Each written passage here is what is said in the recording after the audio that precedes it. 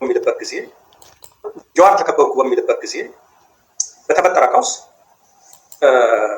ከአዲስ አበባ ዙሪያ እስከ ሻሸመኔ ዛም ገዱ ጉዱ ደህና ነህ? እንዴት ነህ ገዱ ጉዱ? አርሲ ድረስ ብዙ ሰው ጉዳት ደረሰበት። ጉዳት የደረሰባቸው እሺ ምን ነበረ? ምን ስለሆኑ ነው? ሰላም ጤና ይስጥልን የተከበራችሁ ጉባኤ ኢትዮጵያ ቤተሰቦች እንዴት ናችሁ? ከተለያዩ ቦታዎች ላይ የሚሰሙትን እናሰማለን። የምናሰማው እንደ ጉባኤ ኢትዮጵያ ነገሩን ለመረዳትና በዚህ ልክም ባንዳ፣ በዚህ ልክም ነውረኛ፣ በዚህ ልክም አክብረናቸው የካዱ ሰዎች አሉ እያል አሁንም ሌላው ነገር ላይ የሚበጀውን ለማድረግ የራሳችንን ውሳኔ ወደፊት ለመግፋት እንድንችል ነገሮችን ሁሉ በትኩረት እንድናይ እንድናስተውል እንችል ዘንድ ለማሳሰብ እንጂ የሚያሳስበን ወይም የሚያስጨንቀን ወይም የነዚህ የክፉዎች ዘመን የሆነ ውጤት ያመጣል ብለን እንዳልሆነ እርግጠኛ ሁኑ። እኔ እሱን ነው ማረጋግጥላችሁ። በዛ ስሜት የከሰረ ፖለቲከኛ ሁኑ የራሱን ኪሳራ የራሱን ህይወት በሌሎች ጥፋት ለማካካስ የሚሞክርበትን የነውር ጥግ እንድታዩ እንድትታዘቡ ነው። ስሙት አቶ ገዱ አማራዎች ናቸው። እንደዚሁም ደግሞ ከሸዋ የሄዱ ኦሮሞዎች ናቸው። ከአማራ ጋር ዝምድና አላቸው ተብለው ነው እነሱ ጥቃት የተሰነዘረው። በዚህ ጉዳይ ላይ ይሄ እንደተሰማ ሚዲያ ይሄንን ለመዘገብ ወደ አካባቢ ይንቀሳቀስ። ሚዲያ ለመዘገብ ሲንቀሳቀስ ለንጉሱ ጥላሁን አብይ ራሱ ደውሎ ይሄ ነገር እንዳይዘገብ ያሰማራኸውን ሚዲያ የመንግስት እንግዲህ መንግስት ኢቲቪ ነዋልታ እንደዚህ ነፋና ምናምን እና ሌሎችም እንትኖች ናቸው ተሰባስበው ይሄ መልስ ተባለ። አልመልስም ማለት ነው። በተለይ በዚህ ዘመን እኮ በተለያየ መንገድ መውጣቱ አይቀርም። እኛ እውነቱን ብንናገር ምን ይሆናል? መልስ ተባለ። ያደረከውን አድርገኝ እንጂ አልመልስም። ኦልሬዲ ደርሰዋል፣ ከቦታው እየዘገቡ ነው። እንትን ማለት ጀምረዋል፣ ማስተላለፍ ጀምረዋል። ይህንን እንዲህ ብሎ ንጉሱ እንዲዘገቧል። በአንድ በኩል ንጉሱ ኢሚዲየትሊ ከስልጣን እንዲነሳ ተደረገ። በሁለተኛ ደረጃ በሳምንቱ ወይም በ15 ቀኑ አላስታውሰውም ጊዜውን አብይ ራሱ ወጥ የሞተውን አማራ አልሞተም ብሎ ለማስተባበር ቁጥር እየጠቀሰ ተስታውሱ ይሆናል። ይሄን ያህል ኦሮሞ ሞተ፣ ይሄን ያህል እናስታውሳለን። ያ ምንድነው ፐርፐዙ? የአማራ በማንነት ላይ የተመሰረተ። እስኪ ቆይ ተረጋጋ አቶ ገዱ። አሁን እኮ አንተ እዛ ውስጥ ነበርክ። አድራጊ ፈጣሪ ተብለህ በጣም እያጨበጨብን የሾምን ሰው ነህ። አማራ እንደዚህ ሆነ እንደዛ ሆነ ብለህ አንደኛው እስከ ዛሬ ድረስ የት ነበርክ? እንዱ ማስታወሻ እንኳን በአግባቡ አትይዝም። ዛሬ ትዝ ስላለህና እንዱ በዚህ እኮ ነገር ገብቼ የሆነ ነገር ብናገር የሆነ ጥፋት ለማድረስ ኢትዮጵያ ጥላቶች እንደው የሆነ ዋጋ ይሰጡኛል፣ ይገዙኛል፣ ይለውጡኛል ብለህ ሊሆን ይችላል። ቢኮዝ ተስፋ ስለቆረጥክ እኔ ምንም ነገር ብታረግ ባንተ አልደነቅም። ምክንያቱም በየሄድክበት ጉድለት እንጂ መሙላትን ወይም ውድቀትን እንጂ ስኬትን አይተህ ስለማታውቅ የፈለከውን ያክል ብትሄድ ምንም አይደንቀኝም። ግን ሁልጊዜ ከሚወድቅ ሰው ምን ሊማር ነው ካንተ የሚከተለው የሚል ጥያቄ ለሚከተሉ አድናቂም በላቸው አጨብጫቢም በላቸው በተለይ ኢትዮጵያዊ የሚመስሉ እኛን መስለውኛን ለሚያጠፉ ሰዎች ጥያቄ አቅርብልኝ። ከዛ ውጭ ግን ንጉሱ ጥላሁን እንደዛ ሆነ እንደዛ አይነት ሆነ። አንደኛው ይሄን እንዴት አወቅ? ካወቅ እንዴት እስካሁን ደበክ?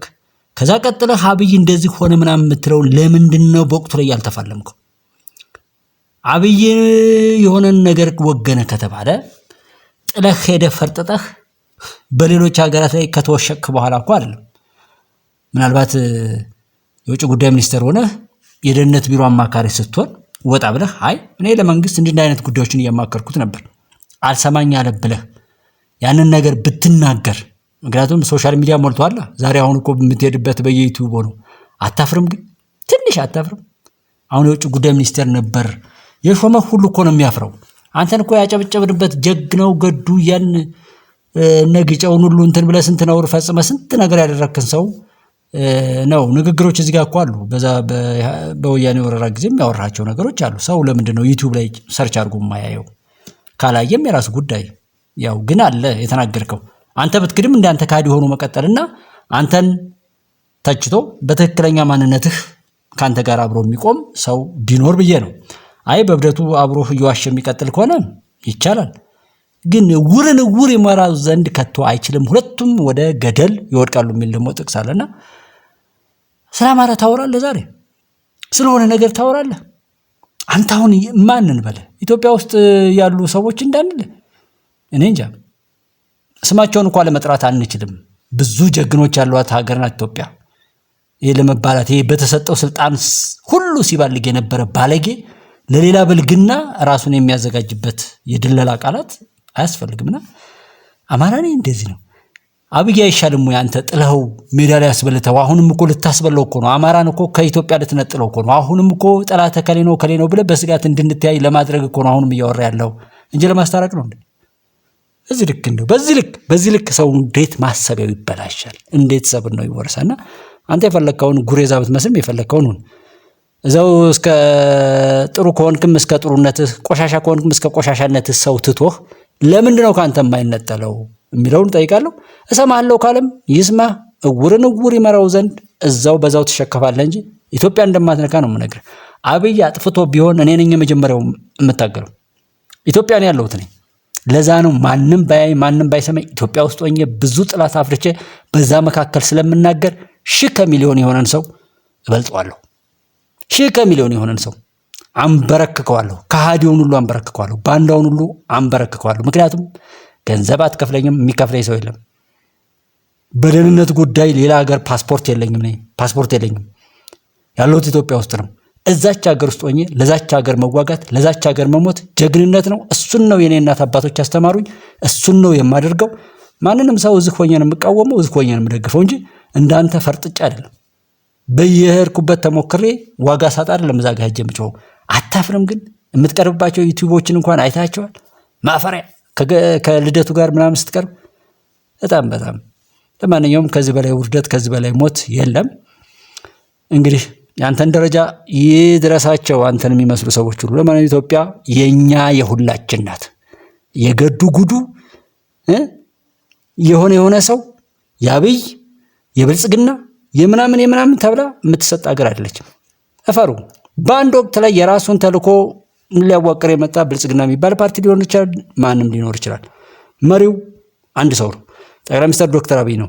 1000 ከሚሊዮን ግን ነውራችሁን ሁሉ እስከ ነውራችሁ አብራችሁ ትሆናችሁ እንደው እንኳንም ሳትገሉት ራሱ እንደዛ አንጠባጥቦ ስለጨረሰ ጀግንነቱን ነው የምታቆሉ። ከናንተ ጋር ነው ወይ ተሰልፎ እንደው የሰውዬ ያሸነፈው ከእንደናንተ አይነት ከሃዲዎች ጋር እና ፈጣሪ የጠበቀው ከየት እንደመጣም እንደግሌ እኔ ያውቀዋለሁ። ይቀጥላል። ብታምንም ባታምንም ኢትዮጵያ በዶክተር አብይ እጅን ነው። እኔና ዶክተር አብይ እኔን የሚመስሉ ኢትዮጵያውያን ብዙ ሚሊዮን ጀግኖች እኮ አሉ። ዝም ብሎ ወንዱ እዚህ ስለማያወሩ ነው እንዴ? እና የሚገባትን ጌጣጌጥ አሁን እናደርግላታለን። ያ እንደሚሆን አትጠራጠር። ማንሽም ጩሂ፣ እስከ ጩኸትሽ ጉድጓድ ትገቢያለሽ። ኢትዮጵያን እስከሚገባት ክብር ወደፊት ነው የምናስሄዳት። እሱን ምን እንዳትረሳው። የተመሰረተ ጥቃት ነው ተብሎ ኮንሽየስ እንዳይሆን ሰው ያንን ለማድበስበስ ሆን ብሎ እንትን ያደረገው ነው ወጥቶ የተናገረ። በዛ ምክንያት ያንን መሰረት አድርገው የተናገሩ ሰዎች በስብሰባዎች በየመድረኮች ሲነሳ ዝም ብሎ እንደመለሰው ነው የሚሆነው ያንን ለማድበስበስ። ሁለተኛ ሽመልስ አንድ በድምፅ ተቀርጾ የወጣ የሽመልስ ንግግር ነበር፣ ታስታውሱ። አማርኛንና አማራን የተመለከተ አማርኛ ቋንቋን የት ነበር አሁን ወደ ካደረስ ነው የአማራ ቁጥር ፕሮፖርሽናል እየተደረሰ ስለዚህ አማራን በከፍተኛ ሁኔታ እያዳከም ነው የሚል መግለጫ ነው የሰጠው። ለኦሮሞ ምሁራን ነው ይሄ የተናገረው። እዚች ጋር አንድ ነገር ልበል። በተለይ ቆይ ገዱ እዚህ ጋር ልበል። ቁጥሩ እንዳዳከመው ምናምን አየው። ቁጥር ነው። አማራ ማለት ቁጥር ነው። ኦሮሞ ማለት ቁጥር ነው። ትግሬ ማለት ቁጥር ነው። እናንተ ቁማርተኞች፣ ሌቦች ሀገራችንና ሕዝባችንን ለማዋረድ የምትቆምሩት የነውረኞች የመጫወቻ ካርድ እንጂ ከሰብናችን ጋር እንደማይያዝ እዚህ ጋር ማስታወስ አለብህ። አማራ እንዳዳከም ነው። አማራ በቁጥር ላይ አነስክ ሲባል አነሰ ሊባል ነው። ቁም ነገሩን ይኸውልህ፣ በየሚዲያው ይሄድክ ቆሻሻ ነገርህን ከመግለጥህ በፊት ህዝብህ ነው ካልክ እንኳን አንድ ቦታ ላይ ሄደህ አንተን እንደ ሰው የሚያይ ሰው ላይ ብታወራ ይሻል ነበር። ግንዛቤ ስለፈጠርክለት ንቃተ ህሊናውን ስላነቃህ ነው ያ ህዝብ እንደዛ የተጠላው። አየው ግን አንተ ነህ ያዋረድከው። የምታመልጥ መስሏል።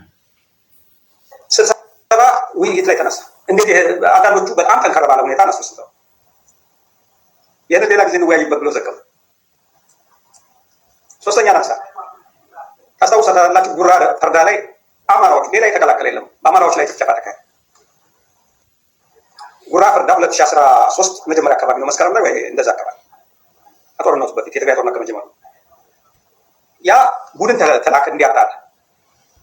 የተላከው ቡድን ምን ኦሪንቴሽን ተሰጠው? በማንነት ላይ የተመሰረተ ጥቃት አይደለም ብላችሁ ትንበሩታል። ከተመለሱ በኋላ ውይይት ተካሄደ። በዛ ውይይት ላይ አማራ ነው ጥቃት የደረሰበት ብሎ ለመናገር በማንነት ላይ ነው የተመሰረተ ጥቃት ነው ተብሎ ለመናገር ለሟቾቹ ማለት የተነፈጋቸው በጥቅሉ በሰዎች ላይ በነበረ ግጭት ሰዎች ሞቱ ተብሎ ይዘገመታል። ግን ልንገርህ እኔ አንዳንዴ በጣም ነው የምጠራጠረው። በጣም ነገሮችን እጠራጠራለሁ። ገብቷል? አሁን የምትሰድበውን ሰው አንተም ሌሎችም ህዋትን ሻዕቢያን ስትሳደቡ ነበርና ሄዳችሁ እዛ ስለተለጠፋችሁ እንደውም አብይን የምትሰድቡት እንዴ ለአብይ እንዲወዳችሁ ወይም ለአብይ የምትሰሩ በተለይ አንተና መሳይን ለአብይ የምትሰሩ ሁሉ ይመስለኛል። እስከዛ ድረስ እንደምትጠረጠራችሁ ታውቃለህ። መሳይ መኮንንና ገዱ አንዳርጋቸው ምናምን በተለይ አዲስ ግልብጦች ማለት ነው። በተለይ መሳይና ገዱ እንደው ከአብይ ጋር የሚሰሩ ወይም አብይ እንዲያሸንፍ የአብይን ጀግንነት ለማውራት የምትሰሩ ነው የሚመስለው። አሁን የምታወራው በሙሉ እኮ የአብይን ሄሮ በጣም የማይደረስበት የስኬት ማማ ላይ ያለ ጀግና ነው። በእርግጥ ጀግና ነው። ግን የሰደብኩት መስሎህ ከሆነ ወይም እየሰደብከው ነው ብሎ ያንተን ስድብ ተከትሎ ለመስደብ የሰዳቢ ማህበር ምናምን ለማቋቋም አስበህ ከሆነ ኔቨር። ብዙ ሰዎች የምታወሩትን ነገር አይተው ከሆነ መሳይ ነው በተደጋጋሚ የሚናገራቸው ነገሮች በሙሉ የአብይን ስኬት የሚወቅሱትን ነገር ስኬት ነው የሚያወሩት። የትኛውም አሁን ላይ ያላችሁ ተቋሚዎች የትኛውም ቦታ ላይ ግጭት የምታነሱ ሰዎች የዚህን መንግስት የፖለቲካ ፓርቲዎች ምናምን የዚህን መንግስት የበላይነት ለመመስከር ነው የምትሰሩት። ምክንያቱም ለመሞገት የሚያስችል አቋቋም፣ አለባበስ፣ ዝግጁነት እንኳን የለም። አብሮነት የላችሁም። ምንም ነገር ላይ የላችሁም። በሐሜትና በምን ላይ ነው የምትቆሙት? ያንን ደግሞ የመንግስት ራሱ በጀት በጅቶ እንደናንተ አይነት አሽንጉሊት መደርደር ይችላል። ምክንያቱም የሚጮሁ እንጂ የሚያሸንፉ ወይም አማራጭ የሚያሳዩ አይደላችሁማ። ምናልባት አንተ አብይ ራሱ ገንዘብ ቢከፍልህ ያዋጣዋል። አብይ በእንደዛ በማስመሰል እንዲሄድ እኔ አልፈቅድለትም። እውነቱን እንዲኖር በእውነት ሁልጊዜ እየጀገነ እንዲሄድ ነገም ቢሆን ቢስሚላሂ ራህማን ራሂም በስመ አብ ወወልድ ወመንፈስ ቅዱስ አሐዱ አምላክ እንደሚባለው አብይ እንደሰራው አብይ እንደጀመረው እየተባለ ሁልጊዜ የኢትዮጵያ ጀግና ሆኖ እንዲቀጥል ስለምፈልግ በዛ ነው እንዲበረታ ምፈልግ። እውነትን ይዞ ለእውነት ዋጋ እየከፈለ እንዲሄድ። ከዚህ ውጭ ከሆነ በአንድ ቀን ይጠፋል፣ በአንድ ቀን ይቀየራል፣ በአንድ ቀን ይወድቃል። ይሄ ስርዓት ምልህ እኔ ነኝ ማቀውን ስለማቅ ያንን ብነግርህ አይገባህም። ለበሰበሰ ለአቅመ ሚስጥር ስላልደረሰ ለአቅመ ሚስጥር የደረሰ ትውልድ ስለሌለ ነው አሁን እኔ የማልናገረው። በዛም አብዛኛዎቹ ሙስሊሞች ናቸው፣ አማራዎች ናቸው፣ ከሁሉ አካባቢ ናቸው። መስጊድ ላይ ነው የተገደሉ፣ የሚኖሩበት ሰፈራቸው ነው የተጨፈጨፈ። ነገር ግን ምንድነው በአማራዎች ላይ የሚደረግ ጥቃት በአማራ ላይ ጥቃት ተሰነዘረ ተብሎ እንዲነገር አይፈልግም። ነገር ግን ጉዳዩ እንዲወገዝም አይፈልግም። የግድ ሆኖ አፈትልኮ ካልወጣ በስተቀር በኢትዮጵያ ሚዲያዎች፣ መንግስት በሚቆጣጠራቸው ሚዲያዎች በአማራ ላይ የደረሰ መፈናቀል፣ ጉዳት፣ ጭፍጨፋ እንዲዘግብ አይፈልግም። ይሄንን የሚዘግቡ ከሆነ ወይም ደግሞ ሪፖርተር እውነት የተናገሩ እንደሆነ ጽንፈኛ ተብሎ ነው የሚፈረጅ። እኔ ጉራ ፈርዳውን ተከተልኩና እዛው ይፈራ አልነበርኩም፣ ሰርቼ ነው። ምን አልኩኝ? አንድ አማራ ጉዳት እየደረሰበት በማንነት ላይ የተመሰረተ እንደው ከጥቅምት እስከ ጥቅምት ያለውን አንድ ዓመት ብቻ ብንመለከተው ብዬ የሆነ ነገር በፌስቡክ ላይ ጻፍ። አንተ እዛ ተጎልተህ ምን ትሰራለህ? ፌስቡክ ላይ እንትን ተምል ምክር ቤት ላይ ለምን ገጥመኸው አንገት ለአንገት ተናንቀህ ለምን የሆነው አልሆነም? ጀግና ማለት ያ ነው። ያን የነበር ሰው ብትሆን አንተ ሰው ሆነ ከሰው በላይ የምትኖረው እዚህ አሁን ወደዛ የምትቀላውጥበት ቦታ ላይ ብትቀላውጥ ኔቨር። ንፍጥ በንፍጥ የሆነችን ህፃን እናት አባቷን አስደስታለሁ ብሎ ስታምር እያለ እንደሚስም አይነት ሰው ነው። አሽቃባጭ አታፍርም ደግሞ ይሄን ስታወራ። በወቅቱ ግን ከዚህ በታችም ቢሆን እኔ ያልተመቸኝም እንኳን ብትሉ ማለት ነው ብትል ካለህ ክብር ከሰጠነህ ክብርና አመኔታ አንፃር ብዙ ለውጥ ታመጣ ነበር። ነገር ግን ዋናው ባንዳ አንተ ስለሆንክ ነው ስትልፈሰፈስ ስትል ምናምን ስትል የነበረው። ይህን በምን እናረጋግጣለን? እኛ በቦታው ላይ ሆነ ቢሆን እዛው ላይ እየሰራ ነው እንላለን። ዛሬ ከተባረርክ በኋላ ያንተ የብልግና ህይወት ስለቀነሰ ምናልባት ደሞዝህ ራሱ እንደተቋረጠ አይመስለኝም። የተቋረጠ ሁሉ አይመስለኝም። አቋርጦትም ከሆነ ደሞዝ ሲቋረጥ ነው የጮከው። እነዚህም ቢውል እነዛ ካወራቸው ጋር ሄዳው እንደዚህ ስትል እንደናንተ እኮ የረከሰ የለም። እንዲሁ ለይስሙላ እንኳን አሁን ያለውን ስርዓት ተወዳዳሪ እንኳን የሌለውን ቢኖር እንኳን ከዛ አንፃር ብዬ የደገፍኩትን ስደግፈው አምኜበት ነው የምደግፈው። ስለዚህ በአደባባይ ምንም አይነት ጥፋት ቢፈጽም ባየው እንኳን በውስጥ እጀል ልደባደብ ሊገጥም ይችላል። ሰድቦ ለሰዳቢ ግን አልሰጥም። ያ የኔ ኢትዮጵያዊነት ክብሬ አላ። እናንተ በባንዳነት ክብረ ንጽህናችሁ ተወስዷል። ኢትዮጵያዊ ማንነታችሁ ማለት ለዛ ነው ሰብናችሁ የማይሰማችሁ እና ይሄ ከክብረ ንጽሕናው የተገሰሰ ሰው በባንዳነት የሙቀጫ ልጅ ሆኖ ያገለገለ ሰው እንደ ሰው መቆም የማይችል ሰው ከሆነ ነውር ከኃጢአት ከጥፋት ከወንጀል ጋር የተነካካ ሰው የማይገባው ማንነት የተኮፈሶ በሆነ ነገር የተልከሰከሰ ሰው ያው ቂጡ ላይ ቁስል ያለው ውሻ እንደ ልቡ አይጮህም እንደሚባለው እንደፈለጋችሁ እንትን አትሉም። ምናልባትም ልክ እንደዚህ እየነፏችሁ የጫኗችሁን እያሸከሟችሁ ያው ያስለፈልፏችሁ ይሆናል። ይሄ ነው ሶሪ። ሌላው ሰውም ቢሆን ከእንዲህ አይነት ነገር እንትን አይበል። እኔ ምናልባት አሁን በብዙ ነገሮች ምቾት ላይ ያለው ሰው ቢሆን ኖሮ እንደዚህም ላላወራ ሁሉ ይችል ይሆናል። የመጨረሻው ሬንጅ ላይ ነው ያለሁት።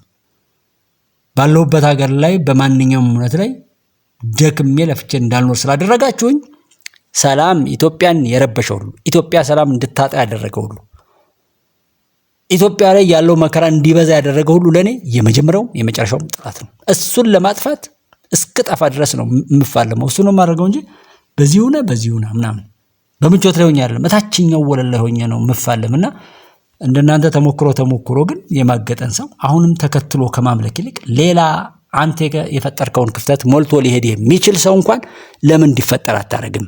አንተ ጤነኛ ሰው ብትሆን አንተ አማራ አካባቢ ከሆንክ አማራ የወላድ መካን ነው እንዴ? ከገዱ ጉዱ ከልደቱ አያሌው ከሆነ ሰው እንዲሁ ሌላ የለውም ማለት ነው። ሌላ ሰው ማትፈጥሩ ሌላ ሰው እስኪ አሁን ትውልዱ መክኖ እንኳን እንዲጋጠ ወጥነት ከበዛ እኮ በሁሉም ነገር ላይ ያንተ አስተዋጽኦ አለበት፣ የኔ አስተዋጽኦ አለበት፣ የእያንዳንዳችን አስተዋጽኦ አለበት። መጠኑ ነው የሚለያየው። ለምንድን ነው ተተኪ የሌለው? አንተ በሁሉም ተሞክረ የወደቅን ሰው እንደገና አምልኮ ለማምጣት የተፈለገው ለምንድን ነው? አየው ውጤት እንዲመጣ አይደለም የሚፈልገው።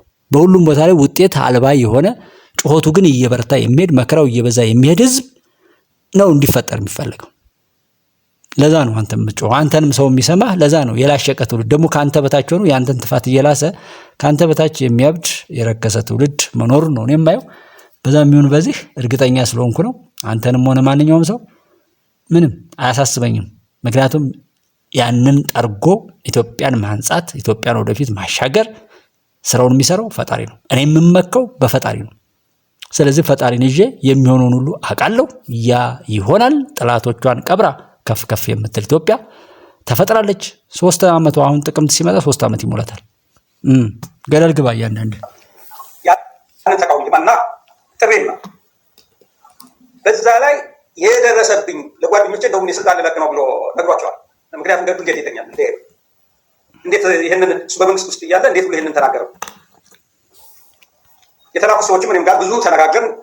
የሞት ሳይሆን የደረሰባቸው ጭፍጨፋ ሳይሆን ጭፍጨፋቸው በመነገሩ ጉዳት የደረሰባቸው ስለደረሰባቸው ብቻ በመነገሩ ምክንያት ነው አብይ የተገበገበ። ለምን ሳይለንት በሆነ መንገድ ነው አማራ ዲስማንትል እንዲደረግ እያደረገ የነጃል ፈቃድ የሚባሉ ሮይተርስ ነው ብቻ አሉ ኢንተርናሽናል ሚዲያ ያለዋል። ማን ያደረጃቸው? በአብይ ትእዛዝ የኦሮሚያ ክልል መስተዳድር ነው ያደራጃቸው። ከኤርትራ ከተመለሱት ውስጥ ወደ ሰላማዊ መንገድ የገቡት ሰዎች ስልጠና ተሰጥቷቸው ከዛ ታጥቀው በስሙ ሸኔን እንዲዋጉ ነው የተባለው። የኦሮሞ ሊበሬሽን አርሚ ይነጃል ማሮን እንዲዋጉ ነው። ነገር ግን ፕራክቲካሊ የሰሩት ሆረ ጉድሩ፣ ምስራቅ ወለጋ አብዛኛውን ተፈናቃይ ምዕራብ ሸዋ ያፈናቀሉት እነዚህ ሰዎች ናቸው። በመንግስት ተልዕኮ የተሰጣቸው ይህንን አውቃለሁ። አንድ ኦሮሞ ያን አካባቢ ነው አመራር የነበረ ሰው በአጋጣሚ እሱ ያው አማራነት ይንከዋል። እሺ ይሄንን ካልክ አማራ እንዲጠነክር ማሰራ እሱ አሁን ኦሮሚያን አጠናከረ ሌላውን ህዝብ አስወጣ እያልክ ነው። ግን ፖለቲካው እንደዛ አይደለም። እኔ በጣም በሚገርማችሁ አንዲት ነገር ብናገር ግልብጥብጡን የሚያወጣ ፖለቲካ አለኝ። ፖለቲካ አትችሉም የሰሚው አለማስተዋል ነው እንጂ ፖለቲካ እንደማትችሉ አይኖ ፕሮፓጋንዳ አትችሉም።